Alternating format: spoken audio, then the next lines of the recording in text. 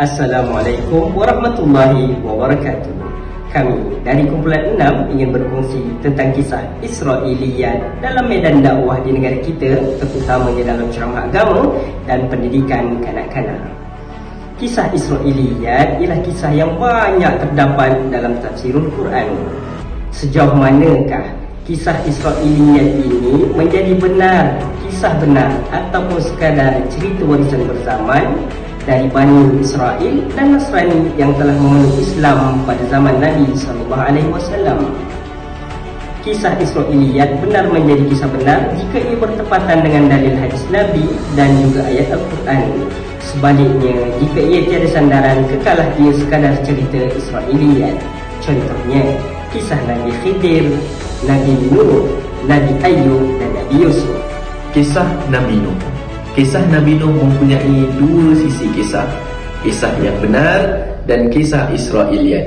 Kisah yang benar adalah bertepatan dengan dalil Al-Quran dan hadis, seperti tempoh dakwah baginda di dalam surah Al-A'raf ayat 59 hingga 61 dan perintah agar baginda membina bahtera di dalam surah Al-Hud ayat 38. Manakala kisah Israiliyat seperti yang diceritakan kebanyakan mereka, seolah-olah kisah ini kelihatan benar dan secara terperinci, seperti panjangnya bahtera Nabi Nuh sehingga mencecah 1100 hasta, manakala lebarnya pula hingga mencecah 600 hasta.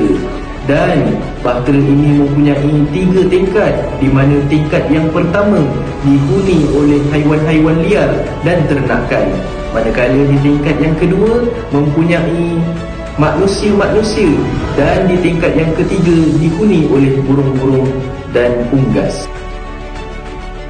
Contoh Israiliyat yang seterusnya tentang nama Nabi Khidir. Daripada surah Al-Kahfi ayat 61 hingga 83 dikisahkan Nabi Musa bertemu dengan seorang lelaki yang dikenali sebagai min ladunna ilma, iaitu ilmu laduni. Israiliyat meriwayatkan nama lelaki tersebut sebagai Khidir, dan dalam Sahih Bukhari Nabi ada menyebut nama lelaki tersebut sebagai Khidir. Maka cerita Israiliyat yang menyatakan nama lelaki tersebut adalah Khidir juga ada sokongan daripada hadis. Jadi kisah Israiliyat ini tidak menjadi masalah kerana ia mempunyai sokongan daripada hadis. Kisah Nabi Ayub. Ulama telah menafsirkan Nabi Ayub telah mengalami beberapa musibah. Pertamanya, badan kesihatan. Kedua, keluarganya, iaitu kesemua anaknya telah meninggal dunia. Dan yang ketiga, hartanya. Beberapa hadis Israiliyat yang telah diceritakan berkaitan Nabi Ayub. Pertama, diceritakan Nabi Ayub mengalami sakit yang teruk sehingga terdapat nanah di tangan dan ulat di ubun kepalanya. Dan yang kedua, setelah Nabi Ayub sembuh, dikatakan Allah menghidupkan semula anaknya yang telah meninggal dunia sebelum ini. Antara kisah Israiliyat yang seterusnya adalah berkenaan kisah Nabi Yusuf, yang mana berkenaan dengan Imra'atun Aziz, iaitu wanita yang menggoda Nabi Yusuf.